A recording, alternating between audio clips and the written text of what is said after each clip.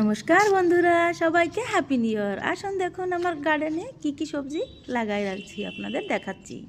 এটা হচ্ছে ওলকপি, বাঙালিতে আমরা এটা ওলকপি বলি। খাইতে অনেক ভালোই লাগে, মাছ দিয়া হোক, এমনি সাদা সবজি হোক, ভাতের সাথে রুটির সাথে যেইভাবে এটা দিয়ে আপনি পরাঠা বানাইও খাইতে পারবেন, ভালো লাগে। একটা গামলাতে আমি একটা কিছু লাগাই রাখছি। আপনাদেরও গার্ডেনিং করার শখ থাকলে এইভাবে মাটি ভরা যে কোনো গামলাতে করতে পারেন। এটা একটা বেগুন গাছ, বেগুন অনেক হয়, টমাটার দিয়ে অনেক হয়। আমি এই জায়গা দিয়ে ছিঁড়ে নিই। এই যে শসা গাছ